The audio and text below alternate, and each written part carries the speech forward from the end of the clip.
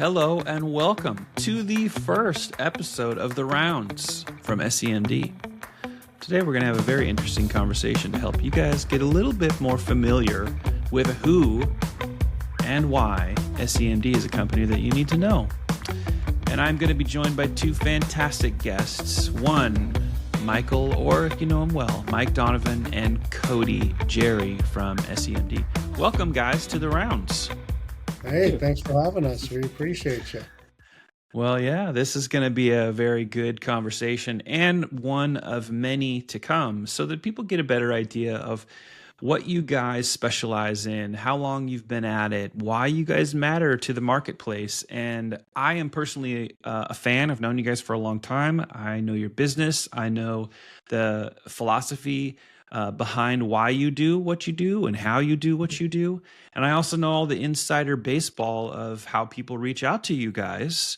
I think if the industry at large, especially in automotive, and I know we'll get into this, that you guys serve more than just the automotive vertical, but there are a lot of people who are experts and known subject matter experts in automotive who kind of back channel information from you guys because they know how deep and broad your perspectives, capability, and experience is. And I think that's going to be great. And a lot of people are going to get to know that about you that maybe they don't know that yet. So the first place I want to start with both of you guys is really helping the marketplace understand who SEMD is, like your origin, your industry focus. So if you guys don't mind, you guys can choose who would go first or who wants to answer these. But tell this audience about like the founding of SEMD. What was your original mission? How has it evolved since you started? So we started Search Engines MD over 14 years ago. The idea behind it was to be able to give a handful of businesses the competitive advantage. So one of the things that I experienced is as a hospitality professional, so opening bars and restaurants and traveling the world as a flair bartender and things of that nature, I ended up with being customer service is something that is who I am. It's not something that we do to try and get deals, or it's not something that we do to be cool. It's just who I am. So one of the things that I experienced in being part of a larger company is people just became, or your clients just became a number. And I wanted to create an opportunity for businesses to work with a company that actually does care about their results, does care about everything that's going on with them, and has efficient communication. So our whole idea at the very beginning was just to be able to give, not trying to get every single business out there, but find the right businesses that fit our culture and fit our ideas and how we would like to move forward. Interesting. And when you started, was there a particular specific focus? Now you guys are, I don't know if you call yourselves like full service, but I know you guys are on the organic side of search, the paid side of search, all around the full offering of Google's ad platform, social, across Meta, for people that don't like to call it Meta, the Facebook world, the Instagram world, all those things. But it's more than just that. And so when you started, were you specialized in a couple of areas and then it grew? Or did you, when you guys started 14 years ago, was it like you're kind of doing everything right out the gate? It was purely automotive and it was purely search engine optimization.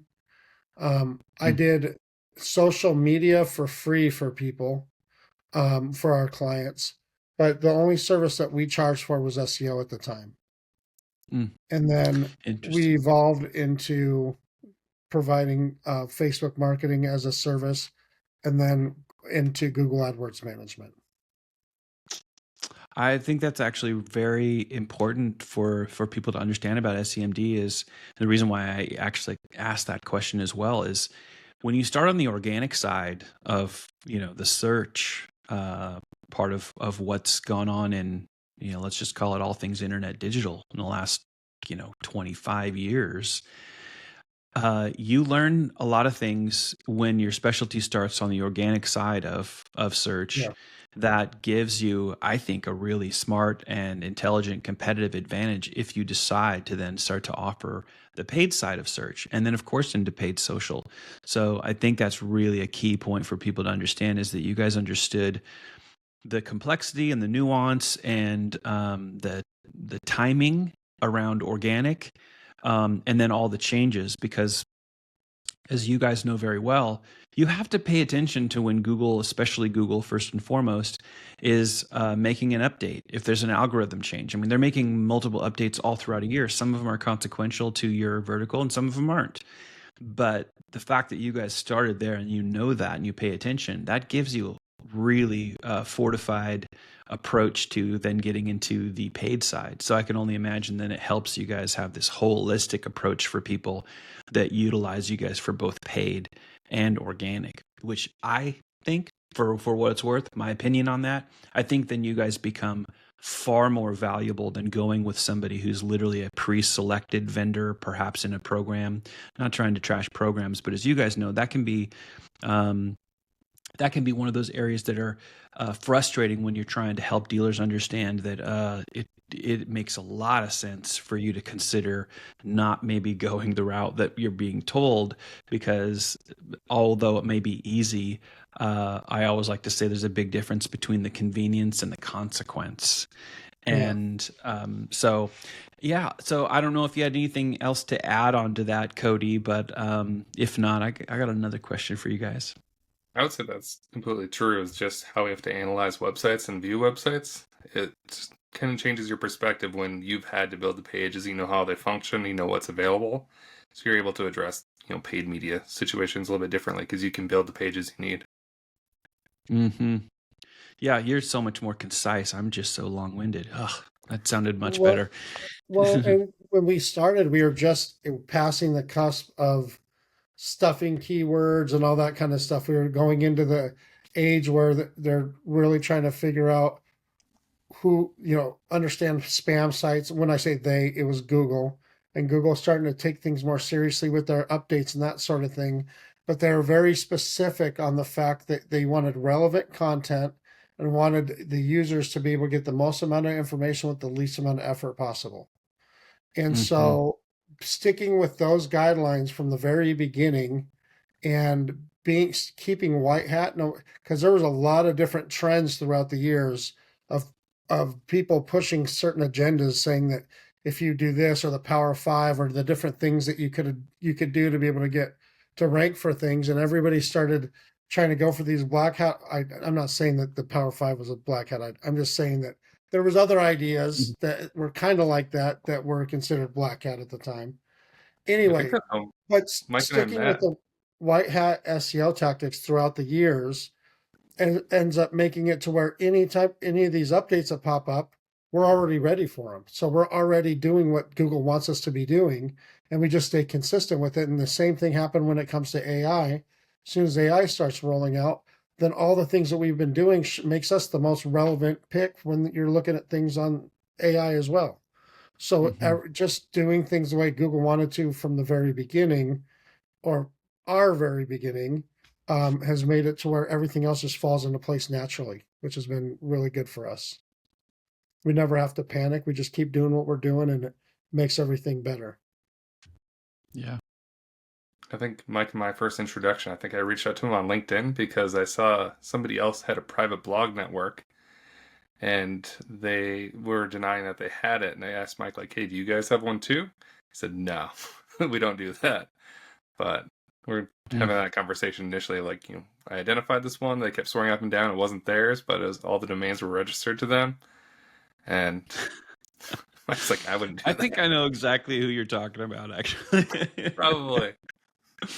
I think I know exactly who you're talking about. That's so for those of you that are listening, watching this, you may also remember those old stories of truth, from black to gray to white hat organic search SEO. It has been and is a very interesting world for sure. And I know, 14 years ago, there were still people who were literally putting white text on white pages or black text on black pages. Yep. Like there were people who were doing the, scroll boxes at the bottom of the page and loading it up with tons of like extra linked And have it spammy hidden. just stuff. Yeah. Yeah, and we won't name names because some of you might be watching this show, and then all of a sudden you feel like a little embarrassed because you would used to do some of those unscrupulous tactics yourself. Let me move on. You guys don't just serve automotive. I don't know if that's where you started, and certainly be interesting to hear if that's your perspective. Is that was your original kind of step off vertical? But for a while now, you guys have been really heavily serving both automotive and home service industries. Yep. What was the primary draw for you guys into those verticals? And maybe it'd be great to hear like what are some of the unique challenges that are found in both of those verticals? Well, both of them, the one thing that they have in common is that they're both driven by local intent. So being relevant locally, having a good reputation, um, being true to who you are, being an authentic business, those things are really important. Automotive is interesting because it's very fast, and you get like things change all the time, and you have to be very precise. If you make little mistakes in that industry, you have OEMs jumping on you within seconds saying you can't do this, or you have your areas of operation where you can actually um, go after certain areas for certain products or certain vehicles or things of that nature. So that's one of the roadblocks that pops up there. But yeah, the biggest things are OEM compliance.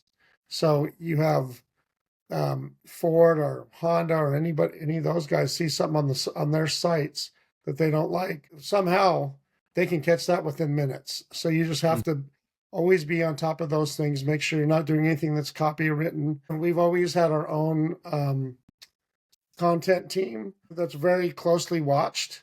And if we notice that they're doing copy and pasting or they're doing anything that's that could get us in trouble, we got to be able to catch it before it goes out. Now, on home services, they mainly rely on trust and timing. You have to make sure that your home services clients are being a trusted vendor, because that's one of the big things they pay attention to. Plus, when someone has an HVAC issue, they typically need to talk to somebody right away. So you need to be able to get the right message in front of the right people at the right time, which you do for in-market shoppers in the auto industry as well. But in home services, it's really important to be able to be there right when they need you. Yeah. And so for us, we were able to build agile systems for both to be able to adapt and be able to make moves based off of data and customer responses. Yeah, all of that makes sense, and I can very much understand the similarities in the verticals, for sure. I mean, imagine me being in Texas and the AC goes out. Yep. Kind of important. Timeliness matters. Exactly, that's Um, exactly what it is. It makes a huge yeah, difference because you want someone within an hour. or maybe you're one of those crazy people that lives way, way up north where it gets cold, and that biting cold, all of a sudden your Yeah. heater isn't working. Yeah. So all of that makes a lot of sense. So yeah, you got these core services, organic. You kind of put your flag in the ground first there. You get into the Yeah. Google ad platform and establish expertise and dominance there. Same thing on the Facebook side, the Meta side. I know that you guys also offer consultation services like professional consulting to help these businesses. I think both of those verticals are full of business owners, dealerships, and then obviously like HVAC and home services related businesses that need that don't need some like, hey, it's going to cost you thousands and thousands and thousands of dollars a month to have somebody come in and tell you to take off your watch and they'll tell you what time it is. You guys take this other approach, which is let us do the right things for the right reasons. You say this even on your website where it's like Yeah. we're treating our clients' businesses as if they were our own, which I think is really Really, really important. So you guys, with the offering of all of these services, how do you end up customizing them to meet the needs of each unique client? As you know, we just don't believe in one size fits all in marketing. We don't think that you can just have a blanket strategy for everybody. I think that all the businesses are different. So if you take, I actually saw this at a digital dealer where they had 50 different um, very successful auto dealers and dealer group owners all up on the panel, and they're all super successful, but different things work for different, all every single one of them side by side. They're in different markets and they have different things that work in different areas. And that you'll have two people arguing right next to each other saying that this, no, you got to do it this way, no, you got to do it this way, but they're both already successful doing it different ways. It's because not one strategy fits every single business. And I feel like it's lazy to do it that way. I honestly do. I feel like off of using efficient communication, data, and market research, you can figure out the right move for the right businesses. So it doesn't matter if it's SEO, Google Ads, Facebook, or special reporting, anything that we're doing in that area. It's everything has to be based off of data and efficient communication. We have to listen to what you have to say, and you have to listen to what we have to say, and we figure out from there how to proceed. The big thing to know is that it's always work. You have to put in the work. You can't just hire a marketing company and everything works magically. You have to work and we have to work. But when we work together and we communicate efficiently, that's when the magic happens. Yeah, I love that last point you made there, Mike. I have had that conversation with car dealers, especially many times myself, where I would tell them, like, the question you should be asking isn't, is it working? It's, are you working it? Yeah. Like, everything in the digital era is dynamic. It's not, we're not in a static world anymore. We're in a dynamic world, a very dynamic world that moves faster than any of us can keep up with. So I think that's really important. Cody, before I move on, any thoughts on your perspective of like how you guys customize to kind of meet the needs of each of the clients? I think it all starts initially with making sure you analyze all the data, because some situations, like even though you have like a hard fast rule, like these are the best keywords because you've consistently seen them work across 100 dealerships, 200 dealerships, it may not work in all of them. I'm thinking of one specifically where if we looked at a Midwest market, it's I think like 2025 make model search, like their conversion rate is essentially zero. We're not running their campaigns, but somebody bidding on that or searching that term, you would think they have a really high conversion rate because they're looking for a car dealership probably. But over a whole year, zero conversions because nobody want to convert off of it. And then one of our dealerships over on the West Coast, it's a 4% conversion rate for the same exact style keyword. It's crazy. Completely different perspective on where they're at in the funnel. So you have to take every situation and look at what the data is before you make your decisions, because you may think you know something, but the data tells you something completely different. So you have to be open for learning every single situation you get into. Yeah, I think that's a really important points that you guys have both shared. Especially in automotive, I can at least speak to that vertical much better than I can home services, but I'm sure there's similarities, if not some identical comparisons.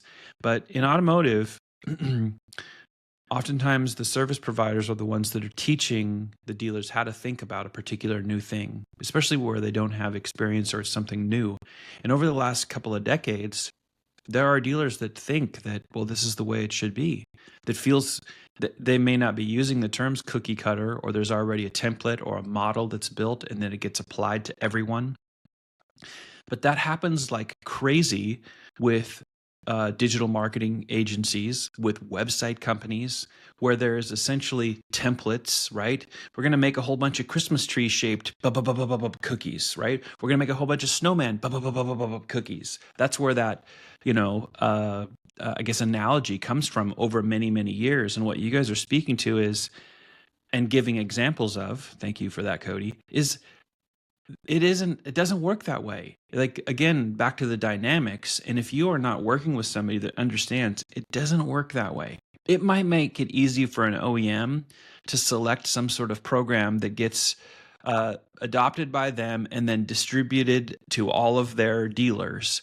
But it doesn't mean that it's actually superior in terms of the results that it could achieve or the methodology of how it's implemented. And you guys are talking about the importance of nuance and detail that separates the masses from, okay, we need to go to a different level. And we'll get into that in episodes going forward, so we won't give everything to the audience today. It's just hard to get into all of it, but there are a lot of things that I want to dig in with you guys on in future episodes around that topic, like to really, pull the curtain back a little bit and help people understand it's not always what you think it is, right? Things aren't always the way they may seem. So the business model for SEMD emphasizes frequent client engagement. And I know that clients that have this type of support deeply depend and appreciate it. Why is that level of collaboration so essential for you guys in your process? The quick answer is efficient communication. To have efficient communication, you have to be able to first off have somebody that you guys are speaking the same language. And I mean, you guys have to be able to trust each other. And then also, we like to meet at least twice a month with our clients to be able to just touch base. First thing we always ask is, how are sales? How are things looking on your side? And we can get kind of an idea from the analytics on our side, or from all the different things that we look at on our side to see what their answer should be. And if their answer doesn't match up with what we're seeing on the data side, then we have to dig into it and figure out why our answers are not matching up. So that's a pretty important thing, is just really keeping our finger on the pulse of their business and their vision. So if we're starting to come off of that, we have enough time, like meeting every 2 weeks makes it to where if anything is really going badly, it's not going badly for very long. We also have our team members that are constantly checking everything so that if something is out of whack, we're able to catch it right away and be able to respond within minutes or hours sometimes. So, but the biggest part is just always just being able to keep our finger on the pulse, and so that we can pay attention to what's going on with the boots on the ground, and paired with our numbers, and making sure that we're all doing the right things for the right reasons at all times. You'll hear me say that a lot of times, doing the right things for the right reasons, but it's really the key to our success. So it's 100% customer service. Part of how that 100% customer service is being able to have communication, and not just communication, not more communication, just smarter communication. So we could have a meeting set up for an hour just in case anything bad pops up. But typically we can get through those calls in 8 minutes and get a lot of information conveyed through that. And we both know where each other are standing within that small amount of time. Mm. So, or we have the full hour just in case we need to dig into something, or if there's an issue with something, so that you don't have to be put on hold to figure out what's going on with your business. Me, I just love how much you learn serendipitously communicating with people. Like, just through those conversations, like we've had situations where somebody came to the office just to mention that they dropped a price on a specific car, and we can ask questions about that. We had a Ford Adventure van that the dealership couldn't sell for like near a year, so we had to rank it nationally. Like, if somebody was searching for that specific trim, we were able to rank it, and they sold it states away, but at least it was gone. But we never would have, learned about that if we weren't, meeting every 2 weeks, having long discussions about their inventory and making sure like what is happening is what they need to happen. And in a different situation, we had one where I thought we were going to this meeting. I thought we crushed it. In the first month, I think they tripled their form fills. And we got into the call and they're like, no, they haven't been. We're just like, no, they definitely had. So as we went through trying to figure out what was going on live on the call, we found out that one of their tools on their website was in fact generating, probably 200 additional form fills. but it was no longer connected to their CRM. So they had 200 leads that they had to, figure out where they went and contact all these people, and they're able to recover most of their sales. But it was, if we went to have that communication where they said, like, no, that's not the case, like that never would have happened because on our side it looked perfect. Interesting. In addition to that, what I said earlier about that's when the magic happens. So when you have an efficient communication and get it to where those people know how to get a hold of you, your clients know how to get a hold of you at any time, even when something pops up that's not necessarily our responsibility, we can help them through all different kinds of situations, which ends up making the relationship stronger and helps them make more money, which helps them want to keep us longer. But we had a situation once where one of our clients, actually who's now a vendor named James Klaus, reached out to me, and he was on a program at the time where he was working for a dealership and he did everything. Like he was a sales manager, he was doing service, he was doing everything. And he reached out this one day and was like, man, I accidentally ordered these Raptor F-150s. Or no, it wasn't Raptors. It was, anyway, it was $100,000 trucks. He ordered a bunch of them. And he's like, man, I have these ordered. I shouldn't have done it. I need you to help me. I was like, okay, so here's the deal. I'm going to have you walk around one of the trucks. Oh, you got to stop here, here, and here. I told him exactly where to stop. Don't say anything. I don't need you to talk at all. Just do the walk around, send me the video, then I'll do the next bit. Of course, he's talking the whole time, thinking he's being fancy, and I end up having to put music over it. Created the video, put it on YouTube, and then doing my YouTube editing. By the way, we don't offer this as a service. It's just something that we did to help out one of our clients. So I jump in, do the YouTube editing for a couple of days, and it goes from like 500, it goes up to 15,000 views or whatever, it goes up to 20. And then somebody stole the video and put it on Facebook, and it started going viral. And so then what happened is I reached out to that guy. Well, first off, James calls me. He's like, what the heck's going on? My phones are ringing off the hook. That was just from the first part, from the YouTube part. Then the guy stole it, and it started going viral. And so I reached out to the guy who stole the video and just said, hey, here's the deal. I can sue you, or you can put my post text on that post, and then we can be good to go. So he put the post text on there to be able to get all that stuff pushed to James Klaus. And then James calls me up. He's like, okay, we got to stop it now. We sold all of those. They're all pre-ordered, and they're sold all across the US. So that is something, that's one of the things that I call magic. So it's not something we can promise that we can offer for every single dealer, but it's that efficient communication, the constant communication to be able to do things that shouldn't seem possible. Well, you guys both just gave really perfect examples of a level of collaboration with your customer service, these serendipitous moments, right? These frequent touch points. Without them, you don't have the insight from the James Klaus that says, oh my goodness, I ordered too many of these trucks. What do I do? They give you the opportunity to say, hey, not one of our regular services, but we're going to actually do something special because we've got an idea that's going to help you. And then you've said this a couple of times, do the right things for the right reasons. They're your client. So you do the right thing. It's because I know how to do this. It's not one of our normal services, but hold my beer. Boom. Like, it's pretty cool. Pretty cool. In this line of thought, there are a lot of digital marketing agencies out there, like lots of them.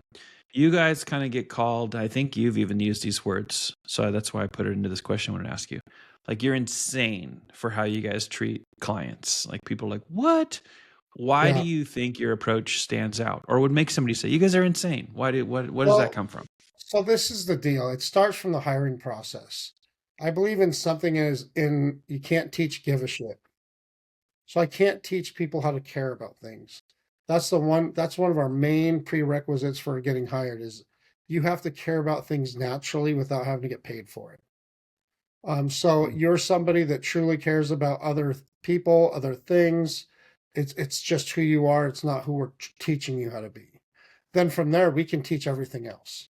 So what that means is that anytime you talk to someone from our team, you're talking to someone who truly cares about what you have going on and cares if you're winning or losing. So you're not talking to someone that's just giving you some copy and paste answers and giving you something out of a freaking bot. You're talking to someone who cares if you're going to succeed or not succeed, and will do whatever it takes to help you cross the finish line. So part of that is that we also take like our employees do not necessarily have ownership, but every quarter, anytime we take money out of the company, I spread it out to everybody who's been helping, everybody who's part of it. So it doesn't matter if you're an owner or not, you get paid like an owner just by caring and taking care of our people. So every time you talk to someone from our team, it doesn't matter who you talk to. It doesn't matter if it's a brand new hire or every single person is going to care about what you're saying and try and find a way to help your business succeed. So it's about being authentic and doing the right things for the right reasons. It really is. I like that. Cody, do you do all the right things for the right reasons? Oh, we try to. I have a email I have to respond to from this morning, but a client that is not using our services, so they're not even a client, but they reached out with a specific question, and we're gonna give them an answer, even though they're not paying us, they're not doing anything with us currently. It's something that needed an answer, and we happen to know the answer, and they trust us. So, we're helping them go through the process, even though there's zero benefit for us. I don't think it's a relationship that we'll have, but we're just doing it because it's the right thing to do. Yeah, that's awesome. I love that several of these questions that you guys are like not just giving an answer, but you're actually giving some receipts, some real world examples.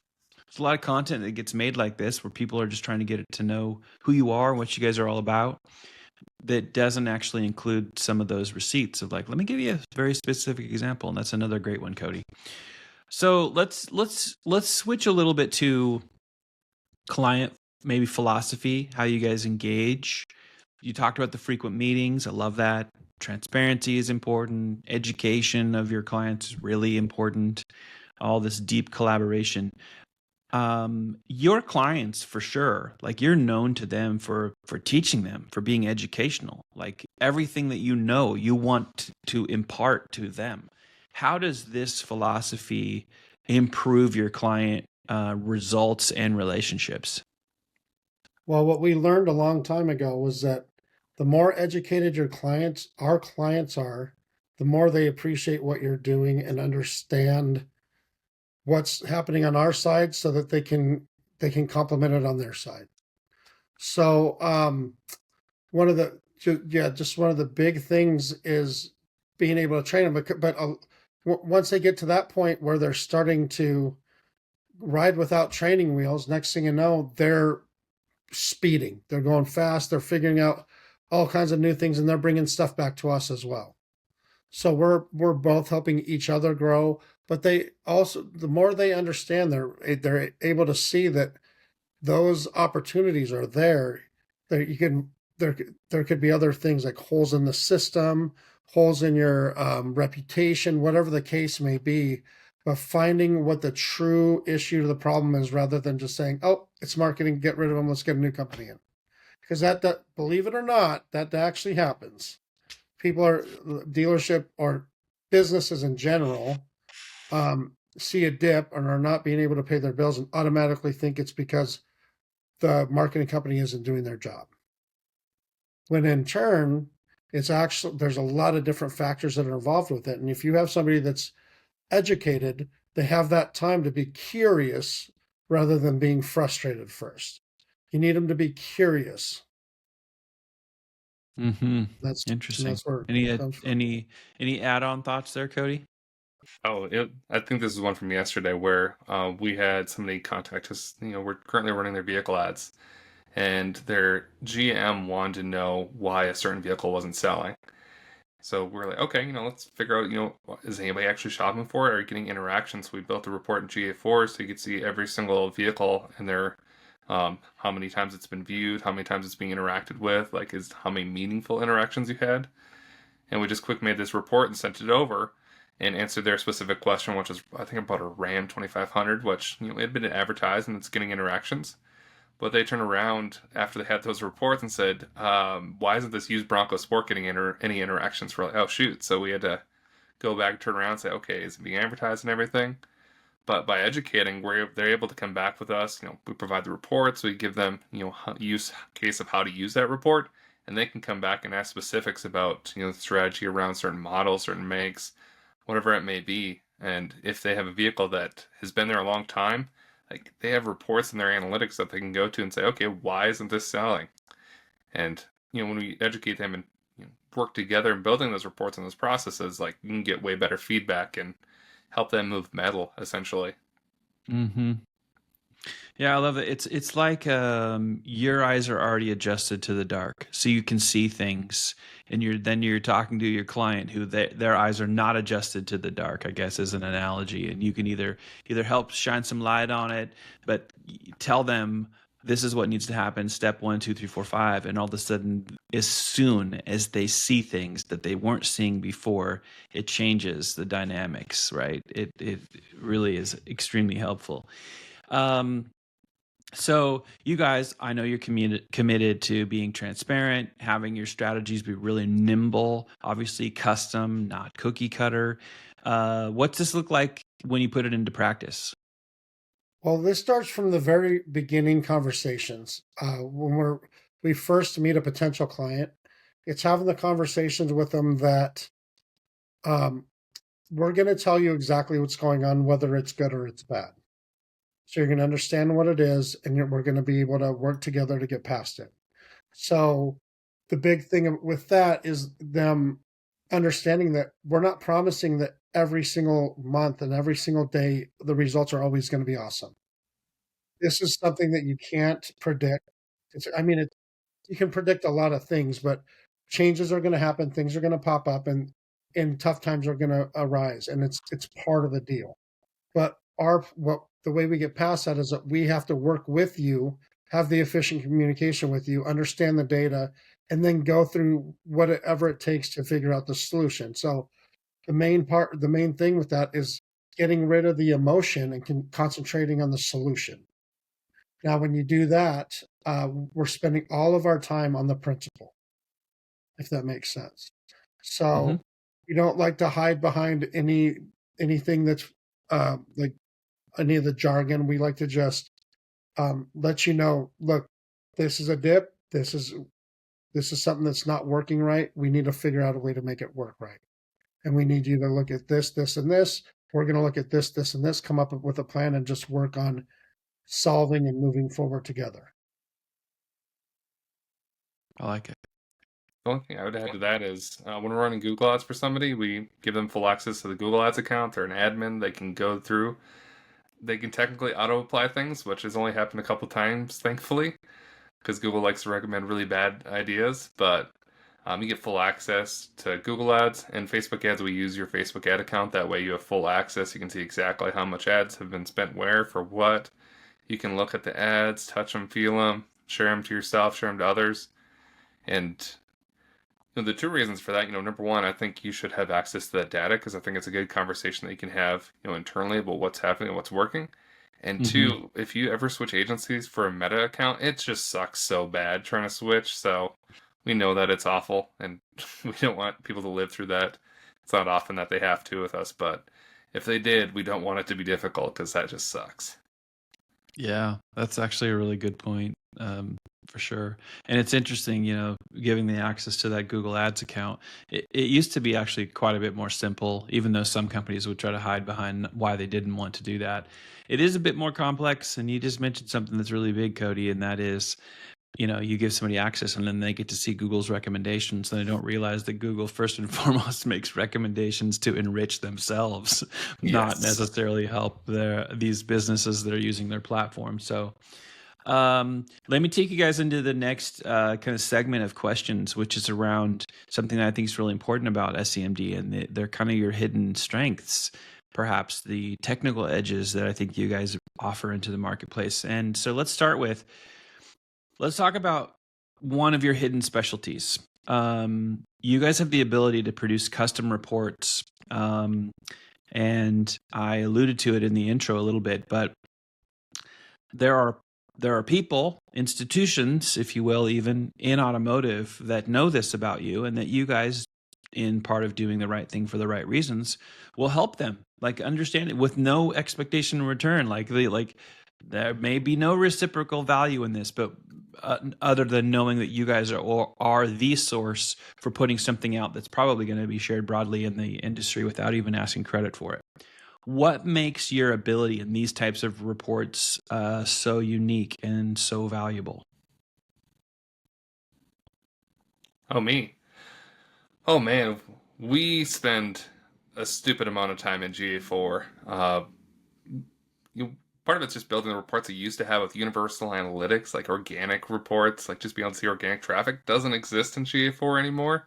So just building the basics, like here's your paid search, here's your Google ads, or it's that same thing, but here's your organic search, here's your GBP, just breaking out your GBP by itself, or Google Business Profile. Be able to recreate the reports that you used to have and putting them in an obvious place.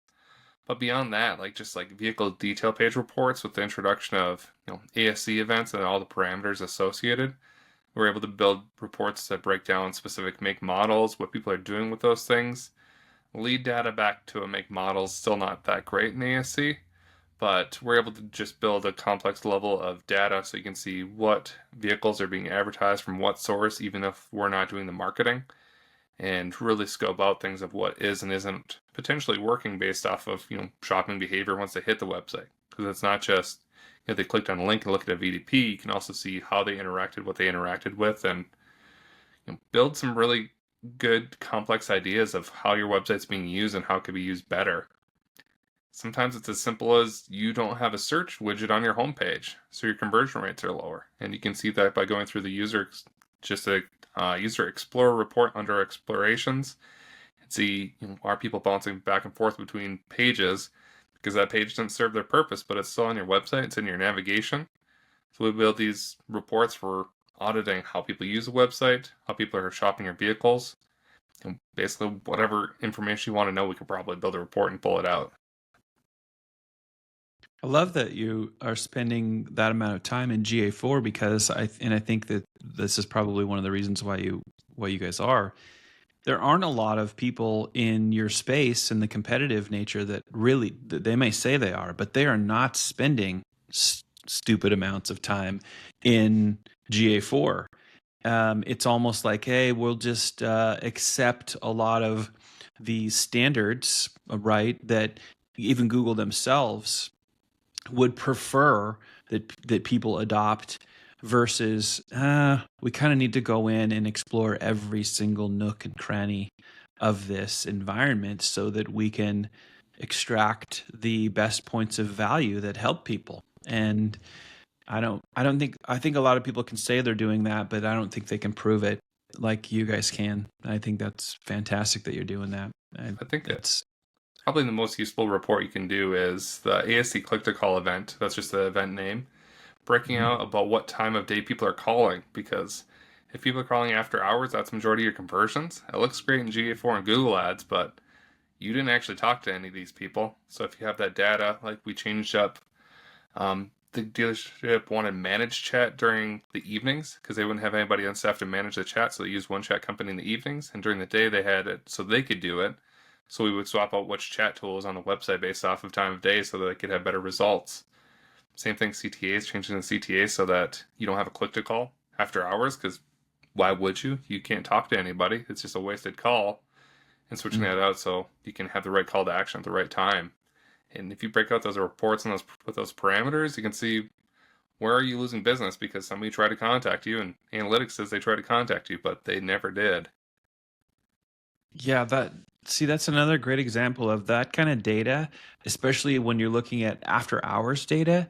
You can also, I'm sure you guys do this all the time, you can also then show a client in the spirit of you educating clients, yeah, you're wanting to run ads here, but your conversion rates, although you're getting a click or you're getting what you might consider to be a lead, the conversion rate of what you really want ultimately is very, very low there. And that's because of this timeliness thing. So when you help people understand the day parting or whatever you want to call it, of just knowing when you should or shouldn't actually have some of those expenses going towards ads, I think that's really, really valuable. And I think that's the type of content people need to know more and more about your approach and how SEMD, takes all of this, not just seriously, but again, back to right thing, right reasons, treating your clients' businesses as if they're your own.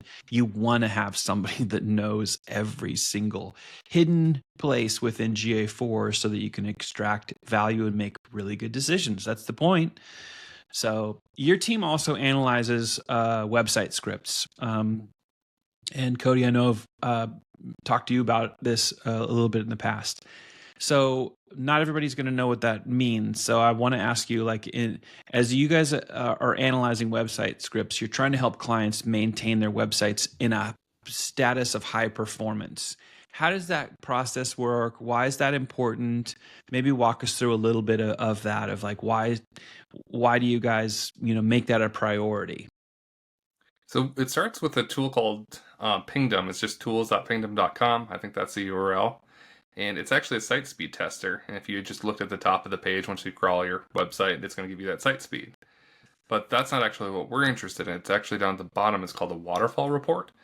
And we expand it to find every single script that this tool found that was loaded on your page and how long it took to load. Did it cause delays in loading because of it? And we use it to identify scripts that are causing issues with your overall load time, because site speed is huge. Some website platforms are just plain slow, so you have to find every advantage you can. But two, we just did one recently where we found 8 different customer data platforms on the website. Agencies in the past, they inherited this website, so it even predates the purchase of the company. They had 8 CDPs loading, pulling customer data off the website, which was flagging their cookie consent tool, their cookie consent tool was pissed that this was happening. So we identified them, removed as many as we could. We can't remove all because the OEMs have theirs. Different agency levels have theirs, so we couldn't remove all of them, but we went from 8 down to 2, which is going to help load times. It's going to help with security because you don't want lots of data being pulled off, even though it's properly disclosed in the usage page on the website. It's just better to track it all down. And the other one's images. Sometimes when you send an image or get a banner made, they don't cut it to the correct size. They don't compress it. So you'll have a 2 megabyte image that's causing your website to be slow when it could be 200 kilobytes. So going through that waterfall, looking at every single bit of data, just to see what's loading, what's not loading, check a homepage, VDP, SRP, because all of them are going to load different scripts at different times, and see what is causing issues and what you could do to improve it.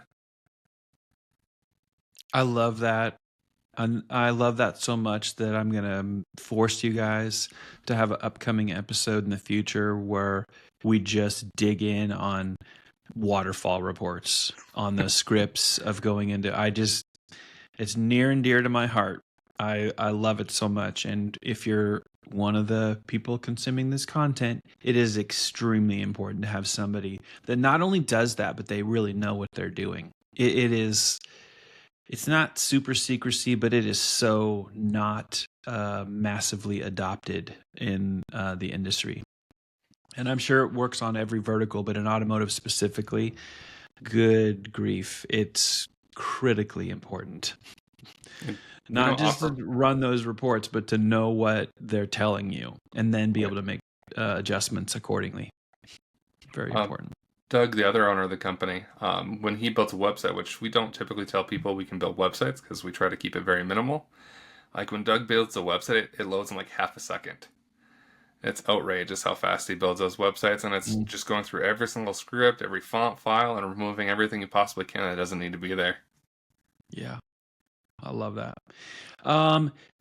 Wondering if you would share a story where the SEMD hands-on strategic approach delivered some results that maybe amazed you, but the client was like, "Oh my goodness!" Do you have a little story like that in your pocket you guys could share? Well, I shared one with you already, so we'll hear one from Cody. Okay. Yeah, Mike's is on my list too. The Ford F-150 Shelby was awesome. It's actually another Ford one. Somebody wanted to get a whole bunch of pre-orders for the Ford Mach-E. So we built a special website, I think, and landing page on their dealership's website. And we managed to outrank Ford itself for Ford Mach-E for sale. So we generated Like we had the page up for maybe a week and a half, maybe a week, and we generated, I think, 157 pre-orders. And it was all through organic and paid Facebook. But the majority of it just, outranking Ford itself. We were able to pick up way more people than we should have.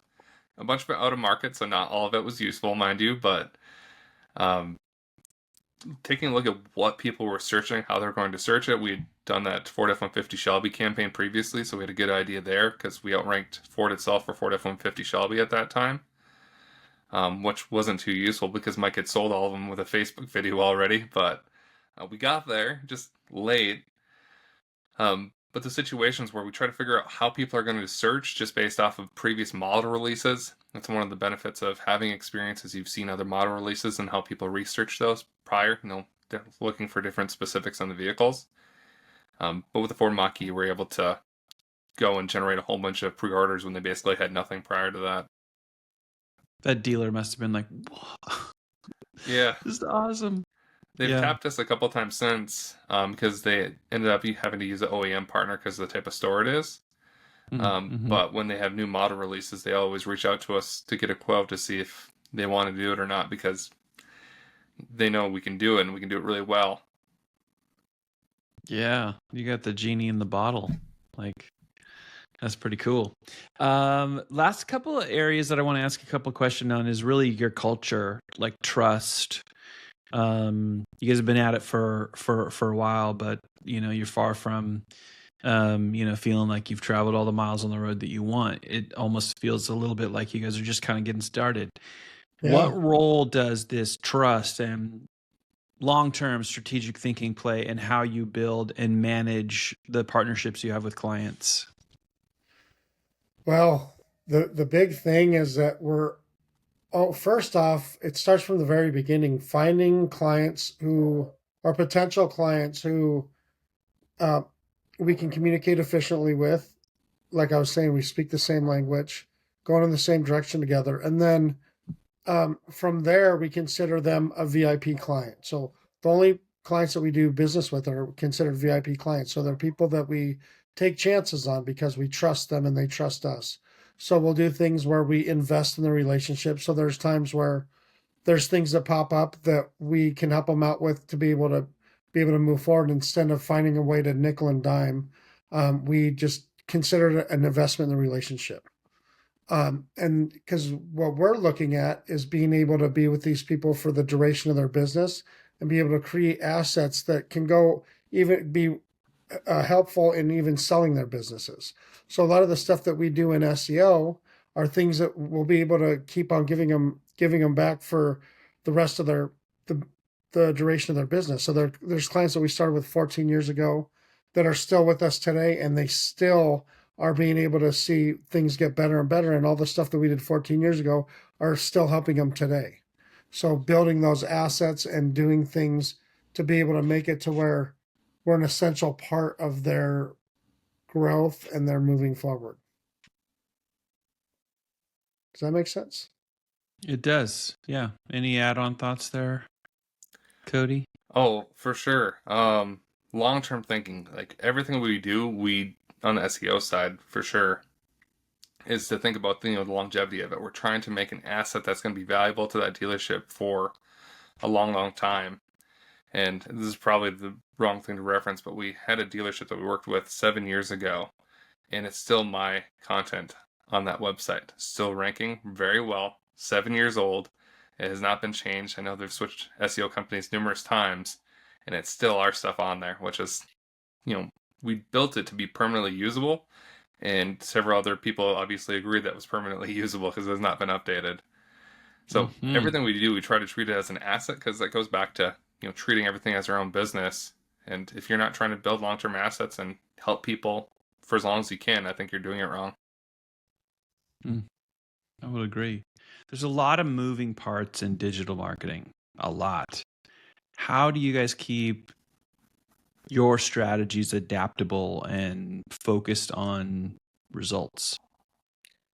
Well, just started off, Cody has a lot to do with this. So I'll be passing the mic to him, but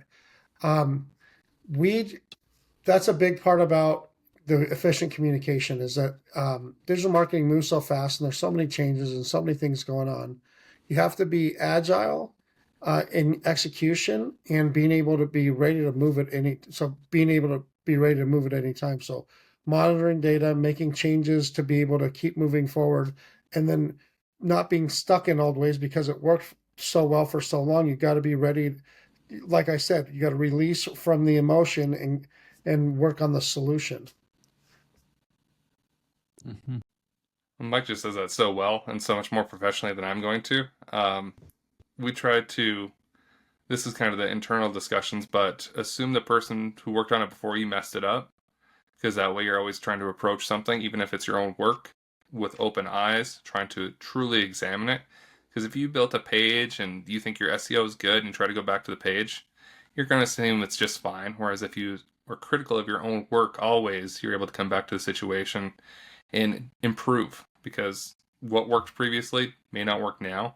Same thing with Facebook and Google campaigns. What worked previously may not be working anymore. If you're not being critical of your own work, then you're not, going to find is the growth.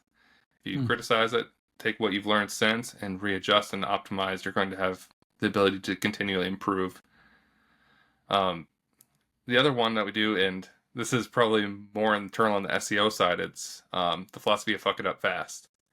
Where if you're going to try and improve the SEO of a page, you have to go into it. If you're trying to be aggressive on a term, like let's say used car, city, state, we're changing stuff daily until we find the right combination of words, structure, site page layout to get it to rank. And once you're there, you're usually pretty solid. But keep on grinding on until you can get it to actually produce what you need it to produce. Same thing with a Facebook campaign and Google ad campaign. There's certain data that those platforms are looking for. And if you don't provide that data in the right way, it's not going to perform as well. So like on Facebook, Facebook expects there to be a view content event fired back for the exact car that somebody clicked on. If that data is not being passed, your cost per click's raised 40-50%, which we worked with one of the OEMs to fix, because system-wide they had that broken. And we fixed every single OEM website with that OEM so that they were no longer passing the events. So nationwide, they should have saw, like I know in all of our clients that were on that, for that type of dealership, all of them had a 30% drop in cost per clicks overnight. And it was probably nationwide where all of them found that same situation.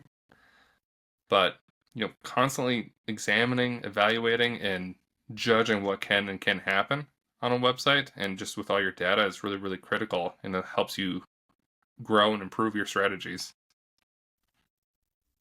Yeah, some great insights there, and I love the concept of that personally applying constructive criticism, like it's just part of your regular process. Like you're just always applying a constructive criticism, but doing it yourself versus other people constructively. Not that if constructive criticism is done right, it should be helpful. Actually, it may not be easy to hear, but that's the intention at its core. But if you're doing that yourself, that's your mindset. That's a really, really smart tip. I like that a lot. Last thing before I wrap up this conversation with you two gentlemen is what's next? What's coming up with you guys right now? What's like for SEMD? How do you see the offerings evolving? Any kind of stuff that's hot you guys thinking about as you contemplate the future?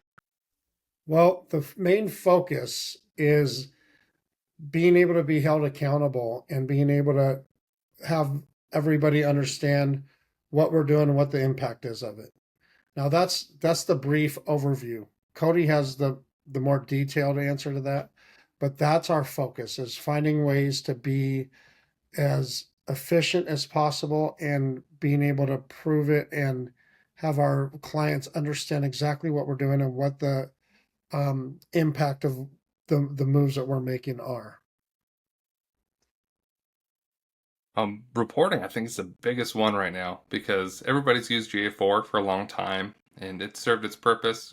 Google Analytics has always served its purpose, but we're in a new age where you can get, there's still a 24-hour delay for the most part to get that data, but because of that, you can introduce different systems where you can get alerts, get better insights into what is and isn't working on your website, and just the expansiveness of, including AI or some sort of machine learning into your reporting, and have more intelligent reporting on top of what is and isn't working. Improving that aspect of it. And I mean, that's also coming with getting search terms with our vehicle ads. The first time we saw that pop up in a report so we could see the exact search terms that our vehicle ads were popping up for was mind-blowing. What terms generated the majority of the searches, because it's not what we searched when we were trying to show somebody what their vehicle ad looked like.